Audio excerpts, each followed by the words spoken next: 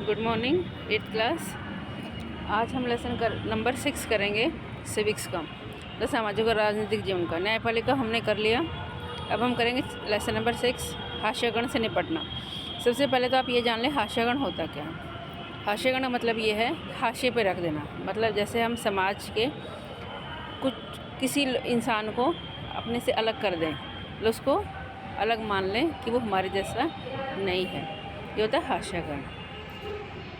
दो अलग अलग समूहों और असमानता व भेदभाव या उनके अनुभवों के बारे में हमने पढ़ा था।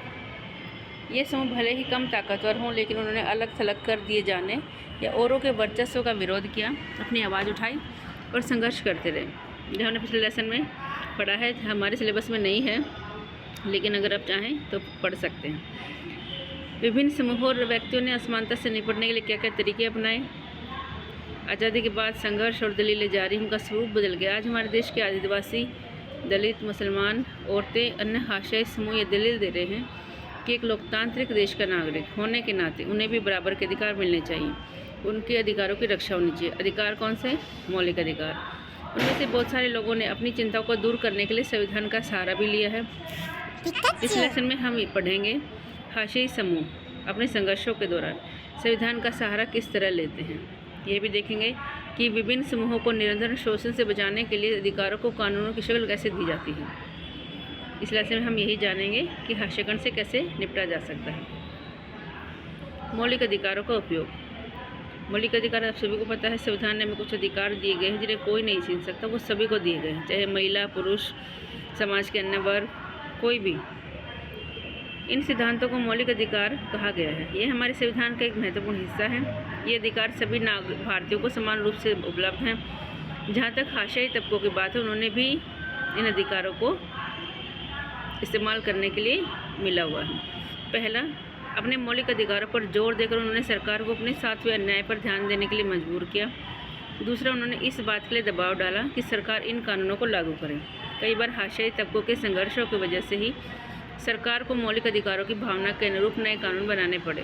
संविधान के अनुच्छेद 17 के अनुसार अस्पृश्यता या छुआछूत, मतलब छोटी जाति के लोगों को छूत का शिकार होना पड़ता है, उन्हें समाज से अलग माना जाता है कि वो उनके बराबर नहीं है, उनके साथ भेदभाव, दुर्व्यवहार किया जाता है। अनुच्छेद 17 के अनुसार इसका उन्मूलन किया जा चुका है, इसकी रोकथाम की जा चुकी है। इसका मतलब ये है कि अब कोई भी व्यक्ति दलित, मतलब छोटी जाति के लोगों को पढ़ने, मंदिरों में जाने और सार्वजनिक सुविधाओं का लाभ लेने से नहीं रोक सकता। इसका मतलब यह है कि छुआछूत गलत है और लोकतांत्रिक सरकार इस तरह के आचरण को बर्दाश्त नहीं करेगी। अस्पृश्यता एक दंडनीय अपराध है, मतलब इसके अगर हम किसी के साथ भेदभाव करते हैं कि छोटी जाति का है, दूसरी जाति का है, तो उसके खिलाफ हमें दंड दिया जा सकता है सरकार के द्वारा। संविधान में ऐसे दूसरे भी अनुच्छेद हैं जो अस्पृश्यता के खिलाफ हैं। उदाहरण के लिए संविधान के अनुच्छेद 15 में ये कहा गया है कि भारत के किसी भी नागरिक के साथ धर्म, नस्ल, जाति, लिंग, जन्म स्थान के आधार पर भेदभाव नहीं किया जा सकता। इसे समानता का अधिकार कहा जाता है। यदि दलितों को लगता है कोई व्यक्ति या समुदाय या सरकार उनके साथ सही से बर्ताव नहीं कर रही है, तो मौलिक अधिकारों का सहारा ले सकते हैं। उन्होंने बार बार सरकार का ध्यान संविधान की ओर आकर्षित कराया भी है। इस बात पर जोर दिया है कि सरकार संविधान का पालन करे, न्याय प्रदान करे। इसी तरह मुसलमानों और अन्य अल्पसंख्यक समुदाय ने भी संविधान में दिए गए मौलिक अधिकारों का सहारा लिया। अल्पसंख्यक वो जिनकी संख्या कम है, मैंने पहले बताया था। बहुसंख्यक वो जिनकी संख्या ज़्यादा है। उन्होंने धर्म और सांस्कृतिक शैक्षणिक अधिकारों की स्वतंत्रता के अधिकार पर जोर दिया। जहाँ तक सांस्कृतिक और शैक्षणिक अधिकारों का प्रश्न है, मुसलमान, पारसी आदि सांस्कृतिक धार्मिक समूहों को अपनी संस्कृति की सुरक्षा का अधिकार मिला हुआ है। इस तरह विभिन्न प्रकार के सांस्कृतिक अधिकारों की व्यवस्था करके संविधान ने ऐसे समूहों को सांस्कृतिक न्याय देने का प्रयास किया है, जिसका उद्देश्य यह है कि इन समूहों की संस्कृति पर न तो बहुसंख्यक समुदाय की संस्कृति का वर्चस्व हो, न ही नष्ट, मतलब बहुसंख्यक वर्ग जो है वो इन पर अपना अधिकार ना रखे। हाशियाई तबकों के लिए कानून, सरकार अपने नागरिकों की सुरक्षा के लिए कानून बनाती है, लेकिन सरकार इसी तरह कार्रवाई नहीं कर सकती। हमारे देश में हाशियाई तबकों के लिए खास कानून और नीतियाँ बनाई गई हैं। सरकार इस तरह की नीतियों को प्रोत्साहन देती हैं ताकि खास तबकों को सही अवसर उपलब्ध कराए जा सके। सामाजिक न्याय को प्रोत्साहन कैसे देती है सरकार? संविधान को लागू करने के लिए राज्य और केंद्र सरकारें जनजातीय आबादी वाले या भारी दलित आबादी वाले इलाकों में विशेष प्रकार की योजनाएं लागू करती है। उदाहरण के लिए कई स्थानों पर दलितों और आदिवासियों को सरकार की ओर से मुफ्त या रिहायती दरों पर छात्रावास की सुविधा उपलब्ध कराई गई ताकि वो शिक्षा हासिल कर सकें। कुछ ज़रूरी सुविधाएं भी उनको सरकार उपलब्ध कराती है ताकि उनके साथ कोई दुर्व्यवहार ना हो और उनमें असमानता उनसे ना की जाए। आरक्षण की व्यवस्था भी की गई है। आरक्षण आप सभी को पता, रिजर्वेशन भी दिया गया है ताकि वो अपनी शिक्षा संस्थानों में, नौकरियों में उनकी सीटें जो हैं वो रिजर्व हैं। उसके बाद है देश की सभी राज्य सरकारों के पास अनुसूचित जातियों, अनुसूचित जनजातियों और अति पिछड़ी जातियों की अपनी अपनी सूचियाँ हैं। ऐसी एक सूची केंद्र सरकार के पास भी होती है। जो विद्यार्थी सरकारी नौकरियों के लिए या एडमिशन के लिए आवेदन देते हैं उन्हें जाति प्रमाण पत्र भी देना पड़ता है। मतलब कोई भी ये नहीं कि जिसका मन हुआ उसने ही इसका सुविधा का लाभ उठा लिया, उसके लिए उन्हें सर्टिफिकेट बनवाना पड़ता है और वो सर्टिफिकेट जमा कराना पड़ता है। फिर उनकी जो कट ऑफ आती है, मेरिट लिस्ट लगती है, मेरिट तो सुना ही होगा तुम सबने, वो कम अंकों पर लगती है ताकि उनको एडमिशन दिया जा सके। ये सरकार ने उनको अधिकार दिया हुआ है। फिर है दलित और आदिवासियों के अधिकारों की रक्षा। भाषाई समुदाय को भेदभाव और शोषण से बचाने के लिए नीतियों के अलावा हमारे देश में कानून भी बनाए गए हैं। यहाँ पर एक स्टोरी दी गई है, उसको आप पढ़ेंगे।